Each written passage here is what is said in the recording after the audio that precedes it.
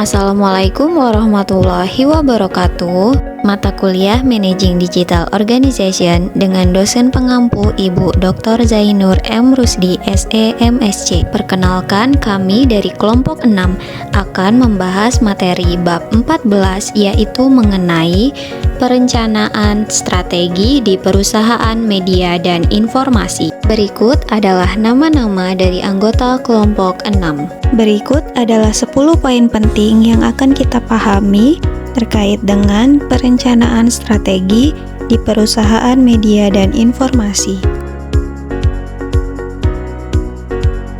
Yang pertama, saya akan menjelaskan tentang pengertian strategi.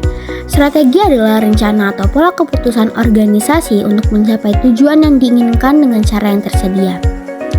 Faktor yang membedakan pengaturan strategi di industri sektor informasi antara lain, yang pertama ada ketidakpastian tinggi, 2. Deflasi harga, 3. Ekonomi skala, 4.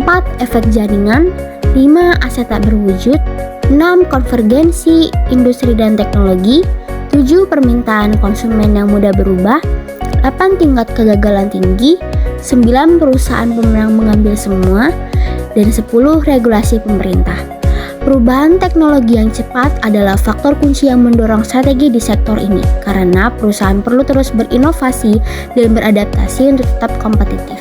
Teori dan alat strategi bisnis.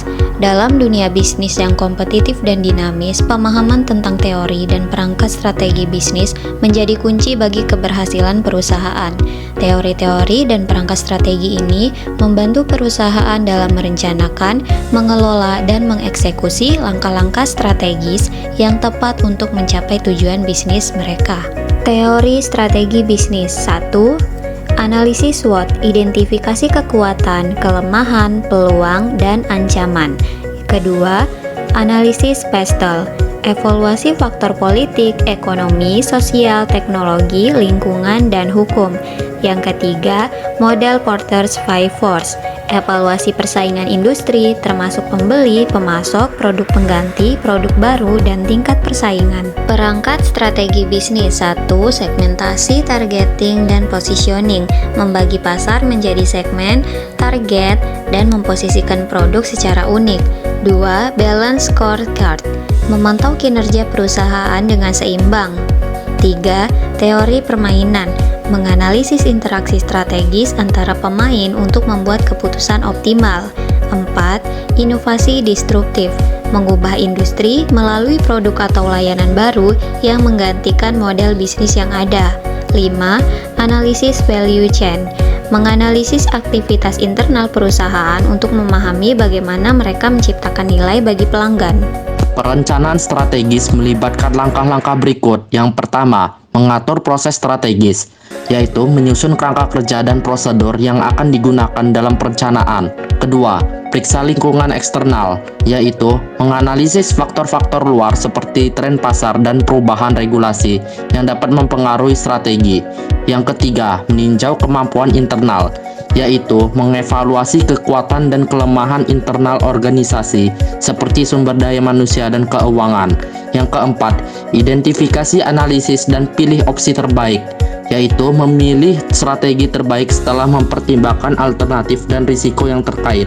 Yang kelima, kembangkan rencana, yaitu menguraikan langkah-langkah konkret untuk menetapkan strategi yang dipilih. Yang keenam, melaksanakan rencana, yaitu menjalankan rencana dengan mengalokasikan sumber daya dan mengelola proyek. Yang ketujuh, tinjau kinerja, yaitu mengevaluasi hasil implementasi strategi dan menyusun jika diperlukan. Siapa yang terlibat dalam perencanaan strategi? Yaitu pertama, peran pemegang saham dalam strategi. Yang kedua, peran direksi dalam strategi. Yang ketiga, CEO sebagai penentu strategi. Keempat, penetapan strategi oleh manajemen puncak. Kelima, manajemen menengah sebagai penentu strategi. Keenam, perencanaan strategi oleh pakar dari luar. Dan yang ketujuh, kelompok staf strategi khusus. Penilaian internal. Penilaian internal adalah proses evaluasi yang dilakukan oleh perusahaan terhadap berbagai aspek internalnya untuk mengidentifikasikan kekuatan dan kelemahan. Adapun aspek yang menjadi penilaian, yang pertama adalah sumber daya kepemimpinan, Ini mencakup kemampuan dan kualitas pemimpin dalam mengambil keputusan, mengarahkan tim, dan mengelola perubahan. Yang kedua adalah penilaian dari aspek sumber daya manusia, meliputi kualifikasi, keahlian, motivasi, dan kinerja para pekerja perusahaan. Yang ketiga ada sumber daya keuangan yang meliputi analisis keuangan seperti pendapatan, pengeluaran likuiditas, dan kemampuan untuk mengelola dan memanfaatkan sumber daya keuangannya. Yang keempat ada sumber daya teknologi yang meliputi analisis keperluan serta kemampuan dalam memanfaatkan teknologi yang dimiliki perusahaan. Yang kelima ada aset intelektual, ini mencakup pengetahuan, keahlian, dan inovasi yang dimiliki oleh perusahaan termasuk hak kekayaan intelektual seperti paten, merek dagang, dan lain-lain. Materi selanjutnya yaitu pilihan strategi. Tipe dasar strategi media dan teknologi itu dibagi menjadi 3 bagian. Yang pertama strategi produk, yang kedua strategi pemasaran dan distribusi, yang ketiga strategi cakupan. Cara memilih strategi itu tes awalnya dibagi menjadi 6 bagian.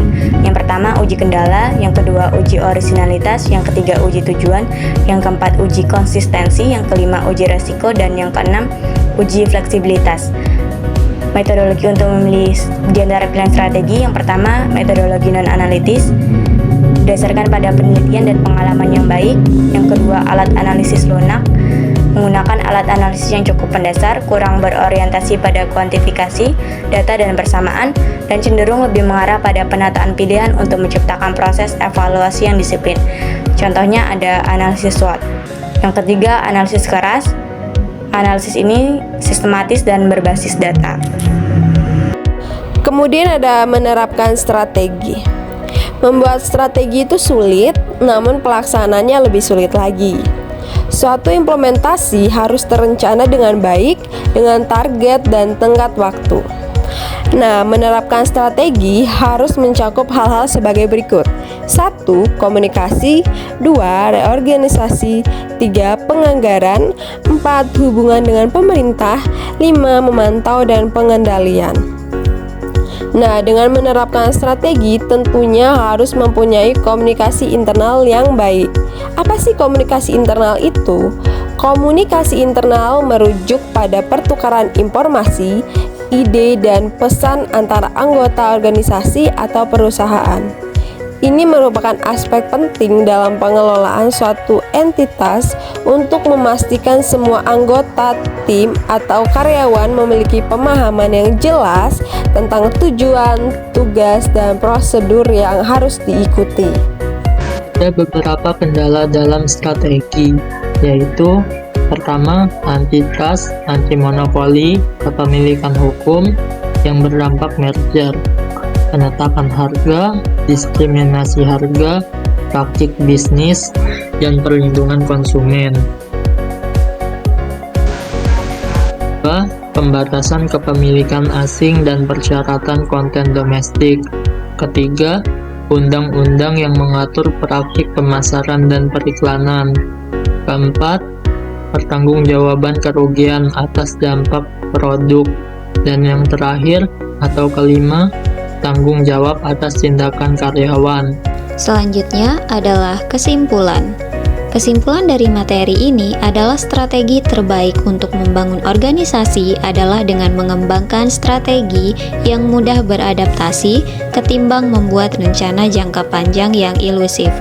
Sekian dari kelompok 6, terima kasih. Wassalamualaikum warahmatullahi wabarakatuh.